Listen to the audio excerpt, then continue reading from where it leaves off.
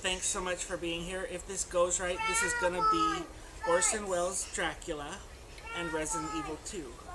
Thanks again for being here. Wish us luck. 3, 2, 1, go! Begin by simply listening. Slow down and see just how peaceful today can be.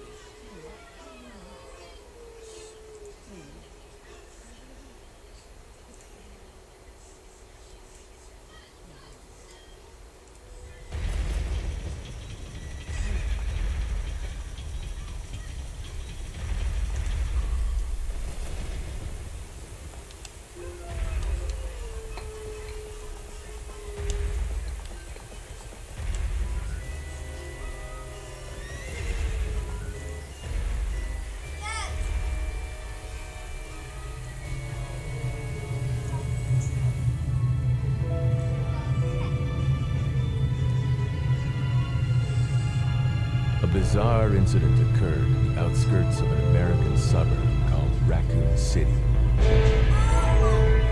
It was later revealed that the terrible disaster had been caused by the T virus, a mutagenic toxin created by the international enterprise Umbrella Incorporated. Know then that it is the year 10,191. The Raccoon City The known universe is ruled by the Padishah Emperor Shaddam IV, my father. In this time, the most precious substance in the universe is the spice melange. The spice extends life. The spice expands consciousness. The spice is vital to space travel. The Spacing Guild and its navigators, who the spice has mutated over 4,000 years, use the orange spice gas, which gives them the ability to fold space. That is, travel to any part of the universe without moving. Oh yes, I forgot to tell you. The spice exists on only one planet in the entire universe. A desolate, dry planet with vast deserts. Hidden away within the rocks of these deserts are a people known as the Fremen, who have long held a prophecy that a man would come, a Messiah, who would lead them to true freedom. The planet is Arrakis, also known as June.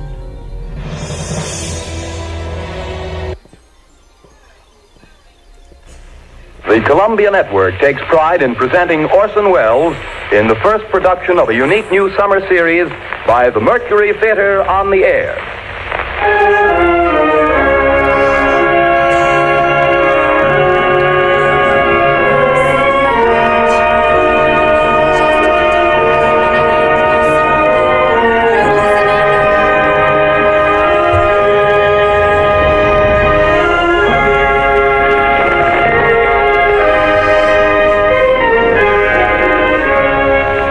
In a single year, the first in the life of the Mercury Theatre, Orson Welles has come to be the most famous name of our time in American drama. Says Collier's Magazine, 23-year-old Orson Welles threw a bombshell into Broadway. Robert Benchley writes in the New Yorker, The production of the Mercury is, I should say, just about perfect. Time Magazine declares, The brightest moon that has risen over Broadway in years. Welles should feel at home in the sky, for the sky is the only limit which his ambitions recognize. And finally, the United Press remarks, Meteoric rise of Orson Welles' Mercury Theatre continues unabated. with 4 hit shows in its first year, the Mercury might well close its door on a season unparalleled in Broadway history. But Mr. Welles has long been working on a project for a greater audience, the Broadways of the entire United States. The Columbia Network is proud to give Orson Welles the opportunity to bring to the air those same qualities of vitality and imagination that have made him the most talked-of theatrical director in America today. And it is this project which Columbia brings you this summer, the first time in its history that radio has ever extended such an invitation to an entire theatrical institution. But here is Orson Welles himself to tell you about it. The director of the Mercury Theatre, the star and producer of these programs, Orson Welles. Good evening. We're starting off tonight with the best story of its kind ever written. You will find it in every representative library of classic English narratives. It is Bram Stoker's Dracula. The next time I speak to you, I am Dr. Arthur Seward. George Garouras plays Jonathan Harker, and Martin Gable plays Dr. Van Helsing. It is Dr. Seward who tells the story, and so for the moment, goodbye, ladies and gentlemen. I'll see you in Transylvania. The Mercury Theatre on the Air presents Orson Welles as Count Dracula in his own version of Bram Stoker's great novel, Dracula.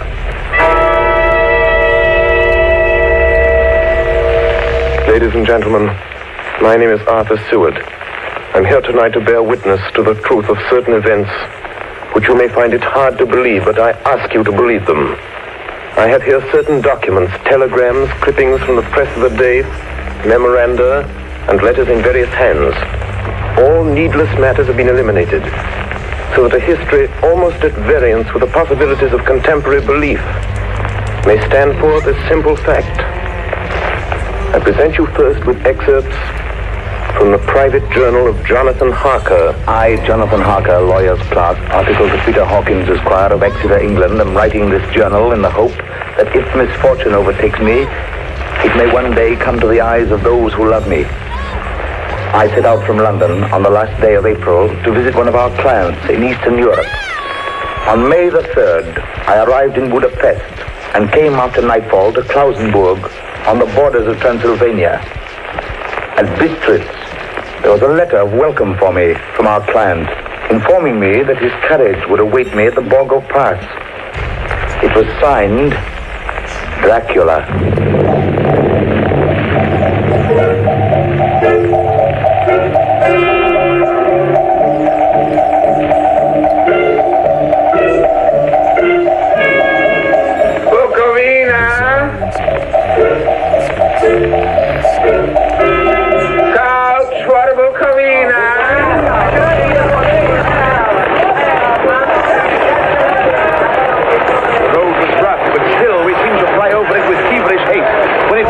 There seemed to be some excitement among the passengers. They kept speaking to the driver and looking at me and urging him on to greater speed.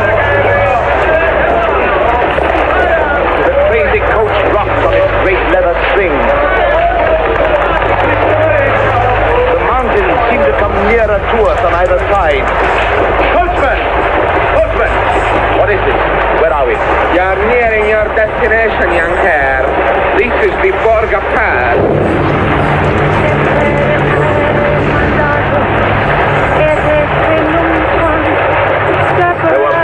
Rolling clouds overhead, and in the air the heavy, oppressive sense of thunder.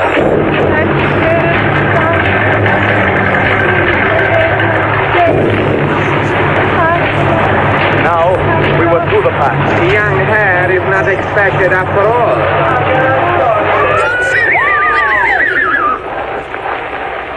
You are early tonight, my friend. A caleche with 4 horses had drawn up beside us. Let me help you, sir. The coachman smiled, and the lamplight fell on a hard-looking mouth with very red lips and sharp-looking teeth as white as ivory. We began to move. I looked back. The coach and its load of passengers had vanished from sight. We swept into the darkness of the pass. I struck a match. It was within a few minutes of midnight. And then a dog began to howl somewhere far down the road. The wind was rising, moaned and whistled through the rocks, and the branches of the trees clashed together as we swept along. It grew colder and colder still, and fine powdery snow began to fall.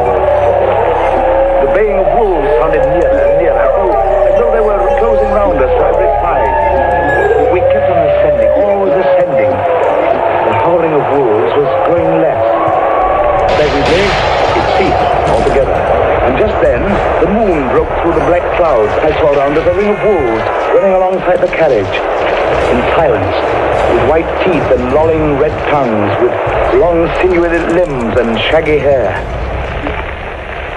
Welcome to my house.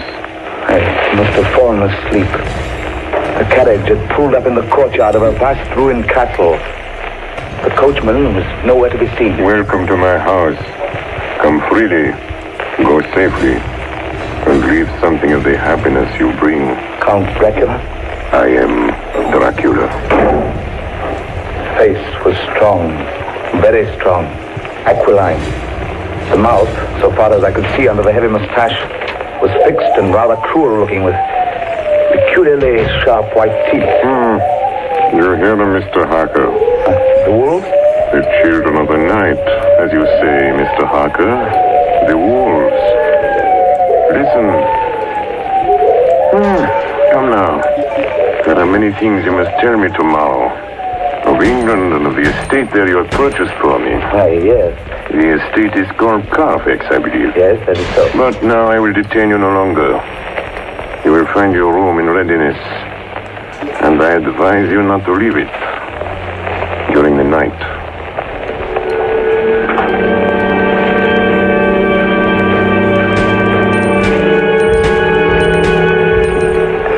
This castle is on the very edge of a terrible precipice. A stone falling from the window would fall 1,000 feet without touching anything. I explored. There are doors everywhere, and all of them locked. The door to the great hall, the door to the courtyard, every door in the castle is closed, bolted against me. The castle of Dracula is a prison, and I am a prisoner.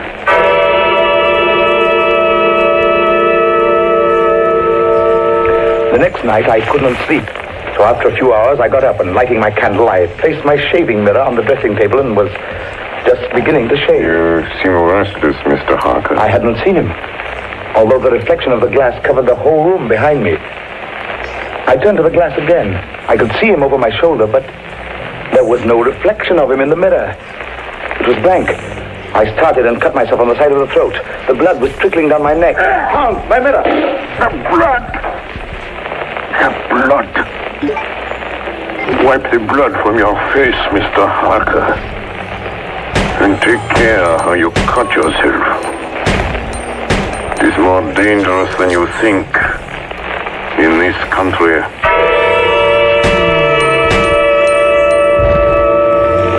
When I woke, I found most of my things were gone. My passport, my notes, my letter of credit. I could find no trace of them anywhere. And my door is locked from the outside. June 20th.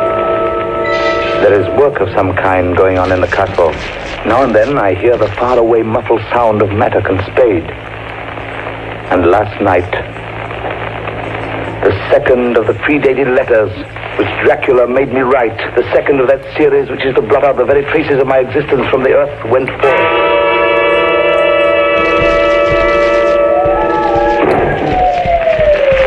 Count Dracula. Yes, my young friend. Well, what of me? When am I free? When can I leave this place? Free? Mr. Harker, you're always free. You want to leave? Would you like to leave tonight? Yes, in God's name. My dear young friend, not an hour shall you wait in my house against your will. Come, follow me.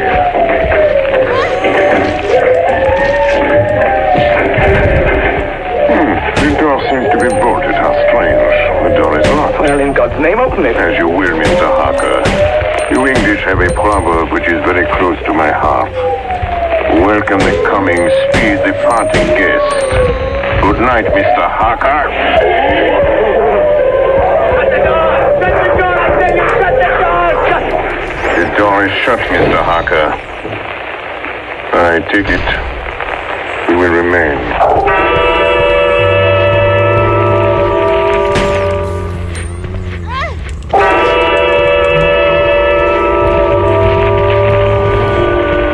Morning, June the 30th. These may be the last words I ever write in this diary. Oh, God preserve my sanity. I have never seen Count Dracula by day. At sunrise, at the first cockcrow, he is gone. I do not understand these things. I only know that the wolves obey him, and that he is a man with hair on the palm of his hand, with sharp teeth, and no blood in his face. He casts no shadow. He cannot be seen in a glass. And he moves like a bat across the sheer face of the castle walls. He eats no food and is mortally afraid of the crucifix. As I write this, I hear in the courtyard the rolling of heavy wheels and the cracking of whips. And there is in the passageway below the sound of heavy boxes being set down. Boxes shaped like coffins. And I know what they hold. The boxes are filled with holy earth from the chapel beneath the castle. It is the last box being nailed down. And now I hear the heavy feet tramping again. The door's shut. The chains rattle.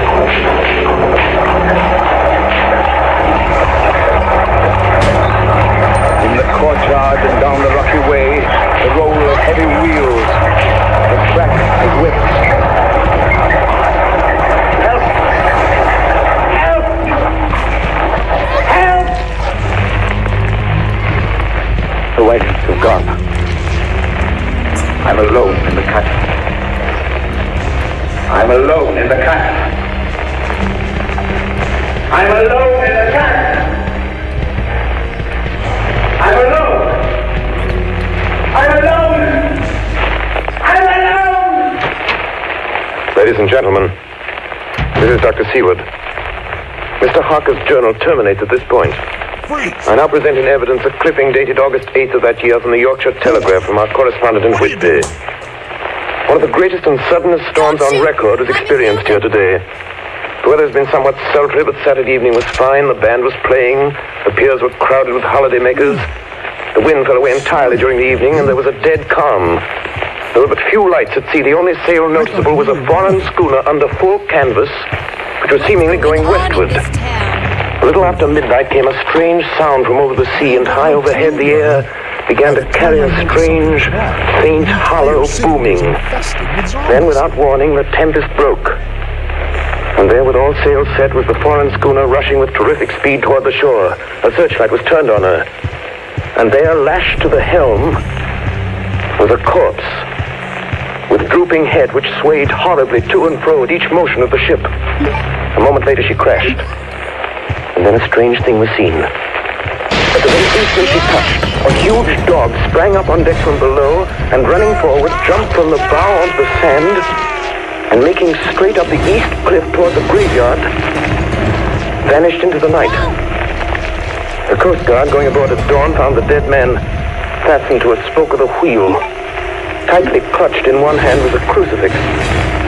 The man must have been dead for quite 2 days.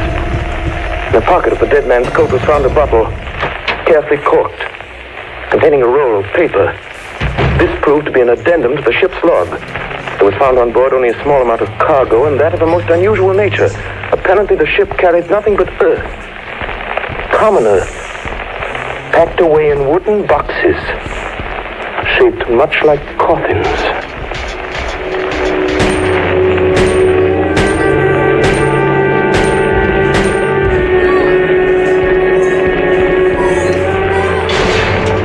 Of the Demeter, July 6th. Finished taking in cargo, a queer cargo, boxes of earth. At noon, set sail, east wind fresh. Crew, 4 hands, 2 mates, cook, and myself, captain, July 11th. Entered Bosporus.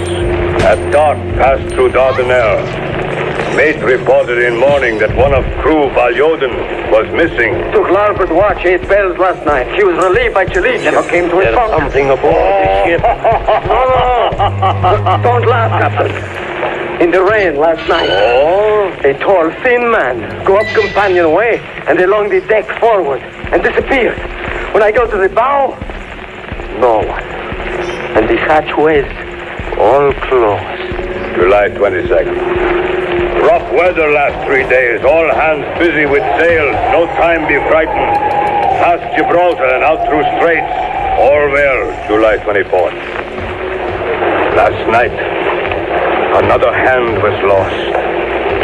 Disappeared. Like Chilichian. Leave all watch midnight. Then we never see him again. What's double watch now? I don't take watch alone no more. Double watch. Double watch. July 29th. Had single watch tonight as crew too tired to double. When morning come... Hey! Hey, Milo! Banoiti! Banoiti! Is Banoiti, Milo? Banoiti's gone! Oh! Banoiti's gone! Like the others! Like all the others. The mate and I have agreed to go armed henceforth, July 30th. Last night, we are nearing England. Weather fine. All sails set. Captain! Captain! The man in the Washington stairs was missing! Oh, missing! Now, only self and mate and one hand left to work ship. August 3rd. 2 days of fog and not a sail sighted. At midnight, I went to relieve the man at wheel, and when I got to it, found no one there. It's here! I know it now. I saw it. Like a man, tall and thin and ghastly pale. It was in the bows looking out. I gave it the knife and my knife went through it. What? Empty as air. What is it? What are you talking about? It's here, and I'll find it. It's in the hold. In one of those boxes of earth. I'll unscrew them one by one and see. And see. He is mad. Stark raving mad. It's no use my trying to stop him.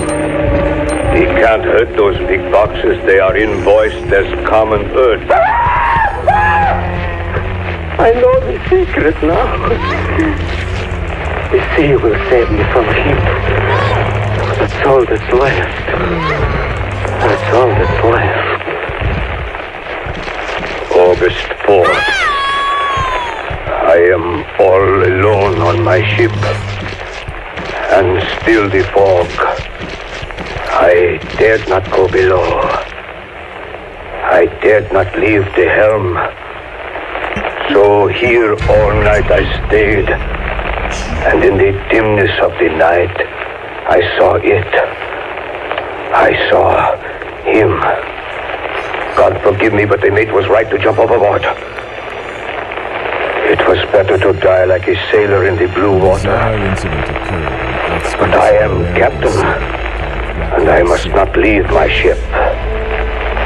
I shall tie my hands to the wheel when my strength begins to fail. And along with them I shall tie that which it dare not touch, my crucifix. I am growing weaker, and the night is coming on. God and the Blessed Virgin help a poor ignorant soul trying to do his duty.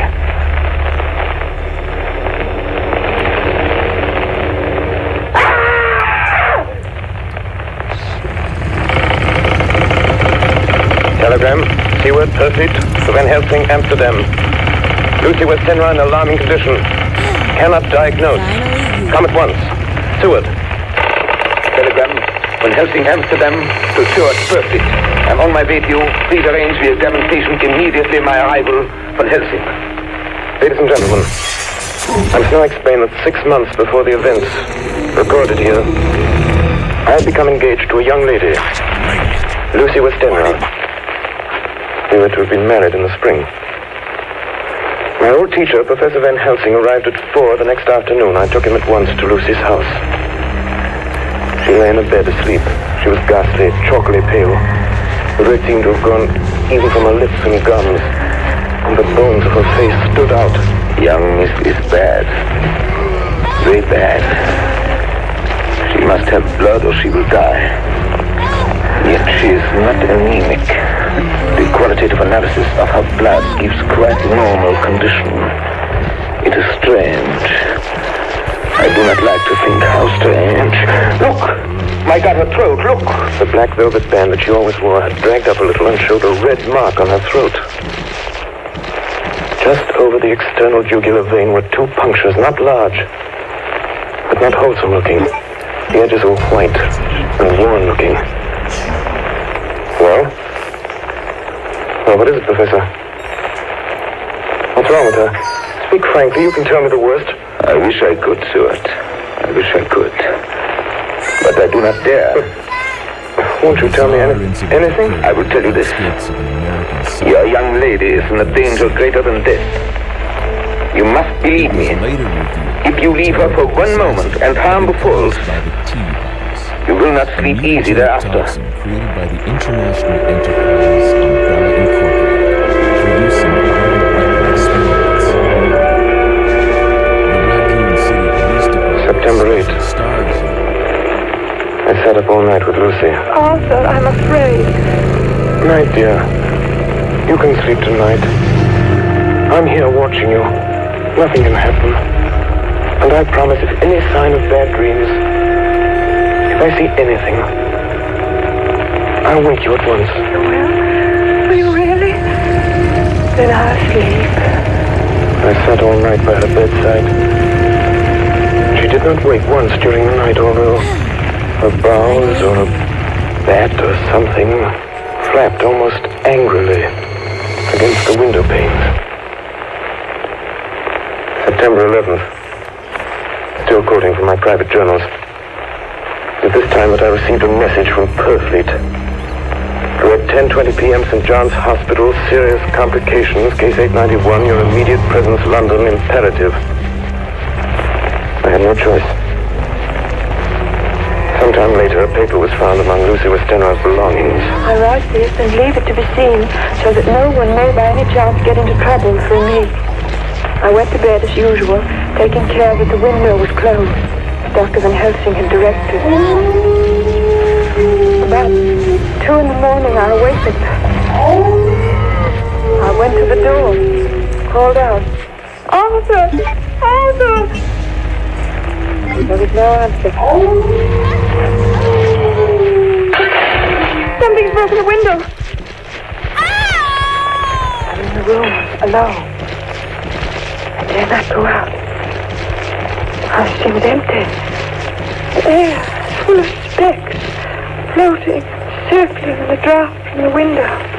The light burns blue, dim. What am I to do? Something very sweet, very bitter all around me. And I seem sinking into deep water. You shall be flesh of my flesh, blood of my blood. September 12th. Late. Only resolution and habit can let me make an entry tonight. We found her sprawled on the floor and been dragged in the room from the broken window. The throat was bare, showing the 2 wounds, looking horribly white and mangled. We are too late, my friend. We have failed. God's will be done. She is dying. Yes. She's dying. Stay beside her. It will make much difference, mark me, whether she dies conscious or in her sleep.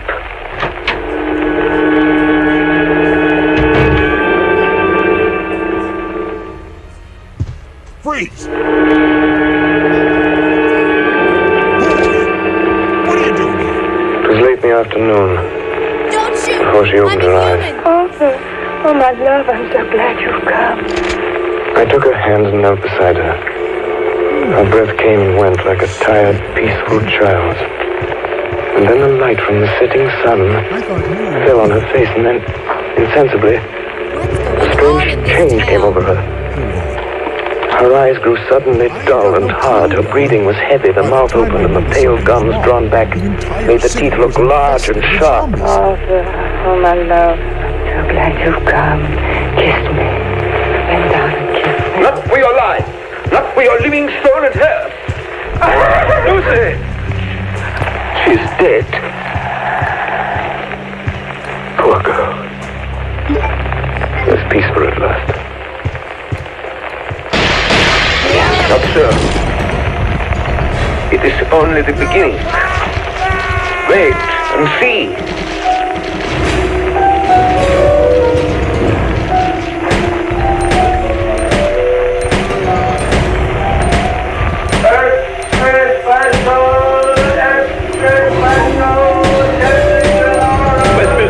September 25th, a Hempstead mystery. The Kensington Horror, the stabbing woman, and the woman in black are vividly recalled to mind by a series of events that have taken place recently in the neighborhood of Hempstead.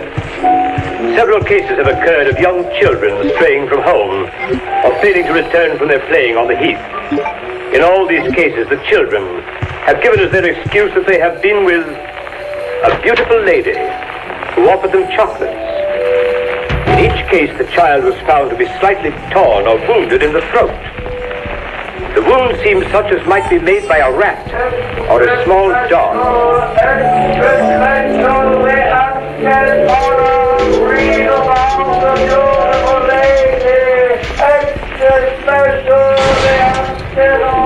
The Hempstead Horror.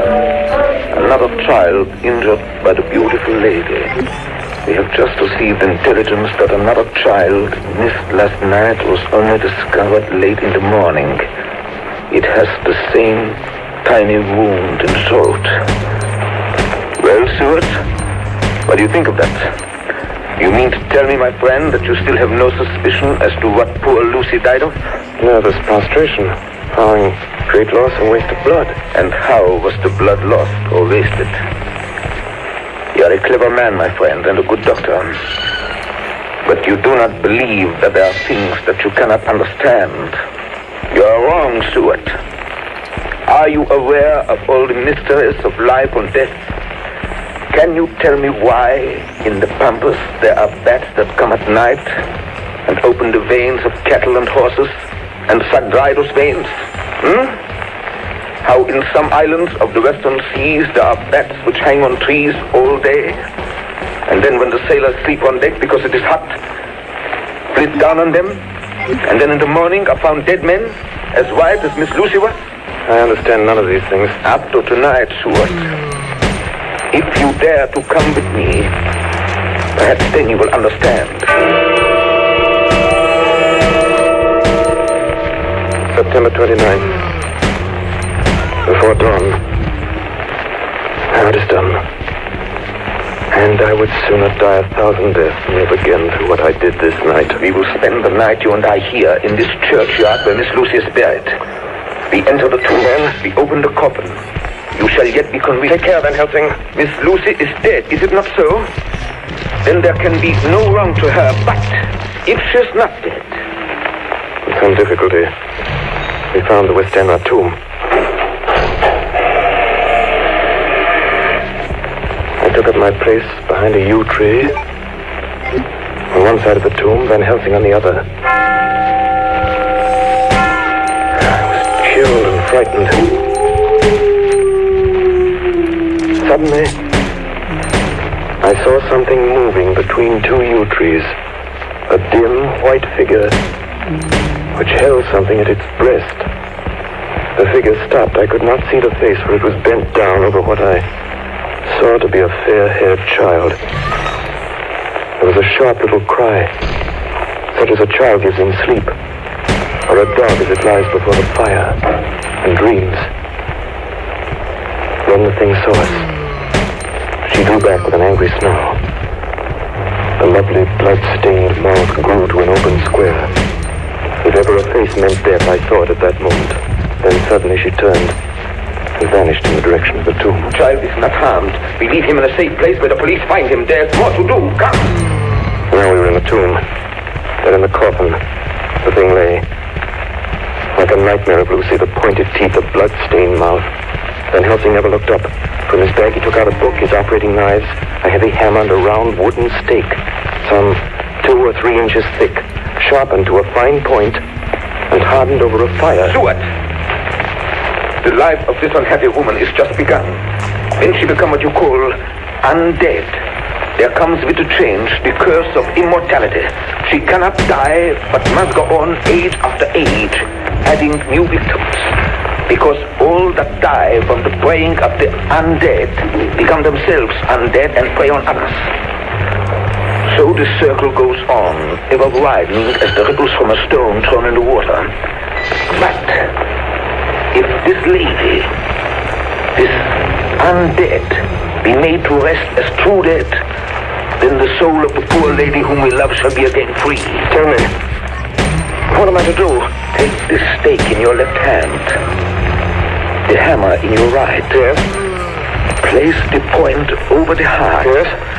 Then, when I begin the prayer for the dead, in God's name strike. Are you ready? Now, Domine Jesu Christe, Fili de vivi, qui manus tuas ex voluntate Patri.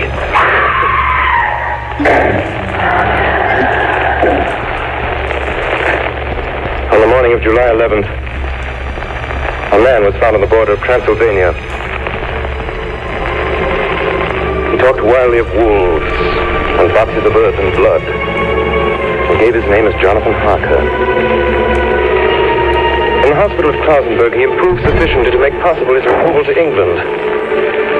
I'm still quoting from my own personal papers.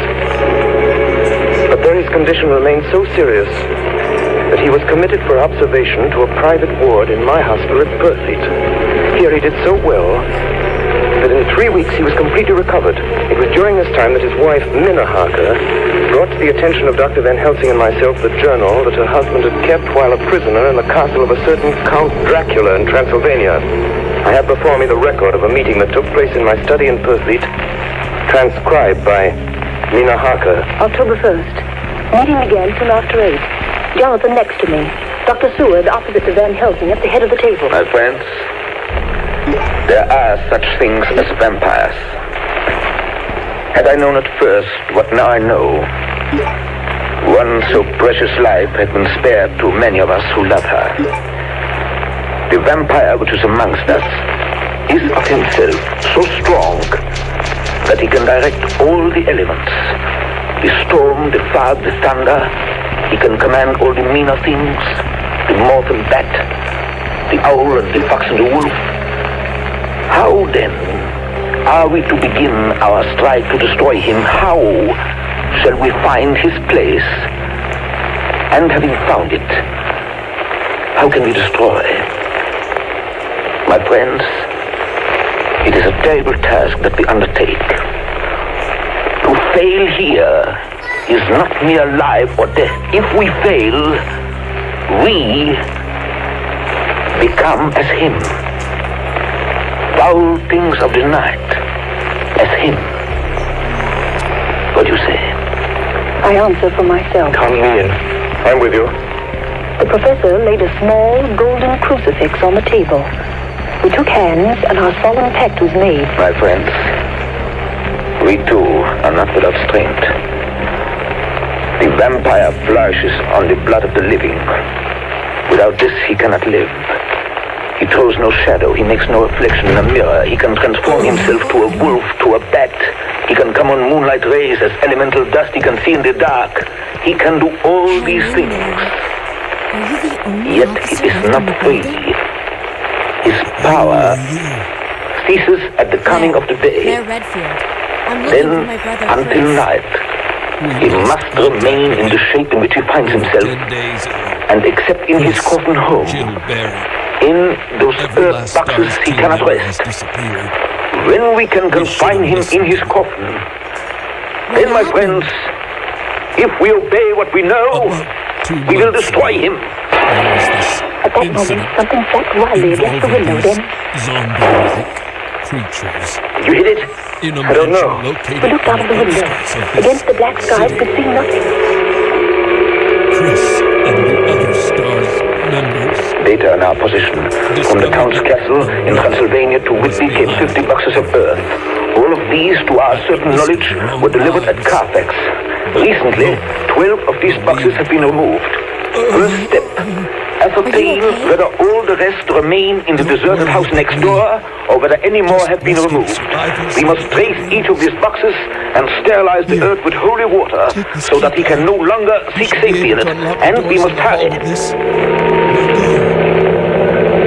The events of the next few days are described in Jonathan Harker's journal. October 2nd, 5 a.m. Just returned from the empty house.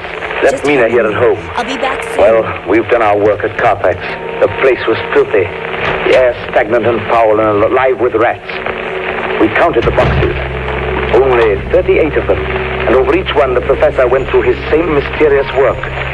It was dawn when we got back. I found Mina asleep.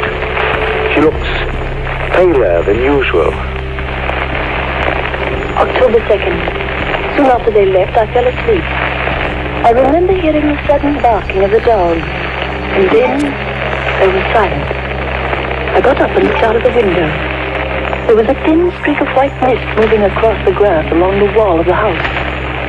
It dawned on me that the air in the room was heavy and dank and cold. The gaslight came only like a tiny red spark through the fog. I could see through my eyelids. The mist grew thicker and thicker. Then, as I looked, the spark divided and seemed to shine on me through the fog like two red eyes. You shall be flesh of my flesh, blood of my blood, blood of my blood.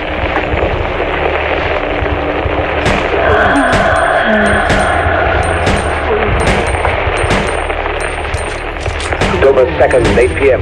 We're on the track. 12 boxes were delivered last week to an empty house at 347 Piccadilly.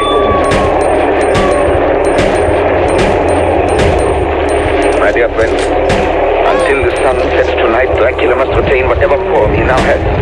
We have this day to hunt out all his lairs and sterilize them. Then he will have no place where he can move and hide. But we have only until sunset.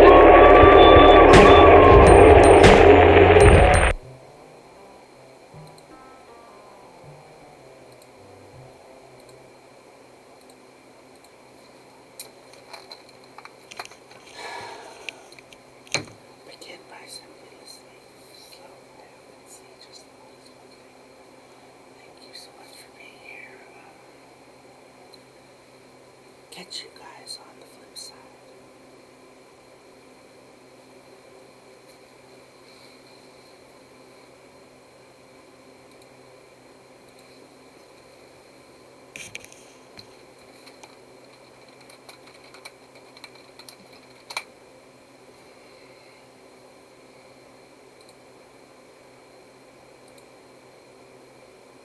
My job is to make college easier because students have a lot on their